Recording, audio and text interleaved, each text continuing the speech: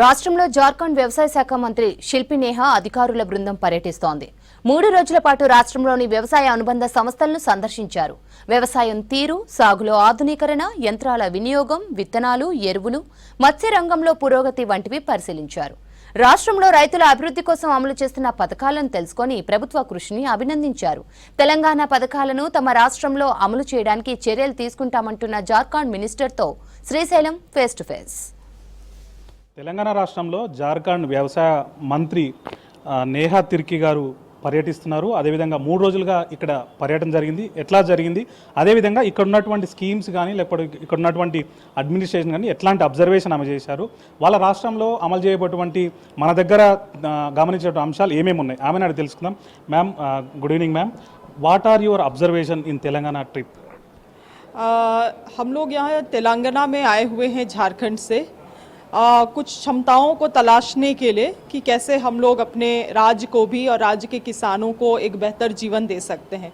खास करके क्योंकि हमारा झारखंड जो राज्य है वहाँ कृषि में ही लोग अधिकतर निर्भर है, तो कृषि को और कृषि से संबंधित जितने भी कार्य हैं, पशुपालन हो या मत्स्य पालन हो, उनमें भी क्या किया जा सकता है, उन चीज़ों को एक्सप्लोर करने के लिए हम यहाँ तेलंगाना पहुँचे थे।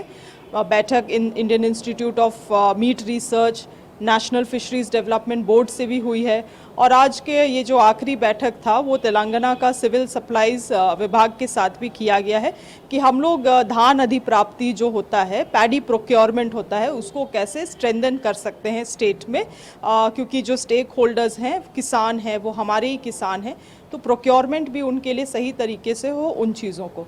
साथ में हम चाहते हैं कि हमारे राज्य में वैसे मॉडल्स जो दूसरे स्टेट्स में सक्सेसफुल रहे हैं, वैसे मॉडल्स को हम लोग अपने राज्य में भी लागू करने का काम करें।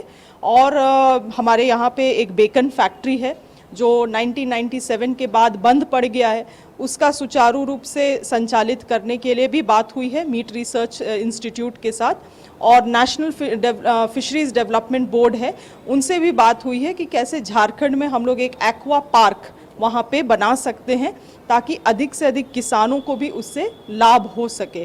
और साथ ही जो यहाँ पे सिविल सप्लाईज कर रहे हैं, mister Chauhan gave us a presentation today, a very detailed presentation as to how he has improved the entire system, and I think if possible we can also make smaller changes, छोटी छोटी हम लोग बदलाव अपने राज्य में कर सकते हैं, चाहे पॉलिसी मेकिंग में हो चाहे लॉजिस्टिक्स में हो, जिससे किसान को ठगा ना जा सके, so that the farmers are not cheated. Yes.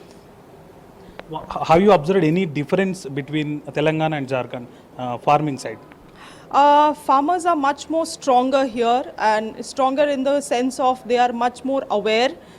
They have good understanding of the programs, government run schemes and programs, तो ये उनको बेनिफिट करता है। एंड हमें भी उसी तरह से झारखंड में ट्रेनिंग्स में और ट्रेनिंग प्रोग्राम्स में भी काम करने की ज़रूरत है। In fact national fishery development board से बात भी हुई है कि 100 फार्मर्स को हम लोग ट्रेनिंग के लिए भेजेंगे, और साथ ही साथ अपने जो ऑफिसर्स हैं, फिशरी ऑफिसर्स हैं, उनको भी हम लोग सीफा में ट्रेनिंग के लिए भेजेंगे। Both are new states. What are your observations or differences throughout development? See, one commonality is definitely is that both the state was formed to ensure representation of its people. Yes. And Jharkhand भी उसी note में बना था कि वहाँ अपने झारखंड के लोगों को रिप्रेजेंटेशन मिले।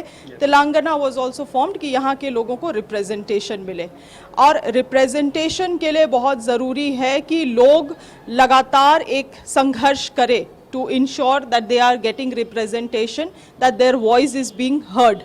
I think that has happened in Telangana mostly.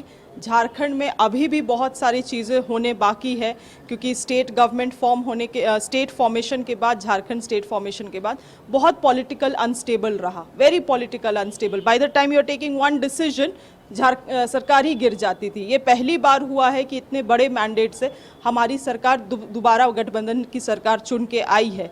So people also have huge dependency on us, faith on us, कि जो इतने 24 साल से नहीं हुआ शायद वो अब होगा। So we owe it to our people.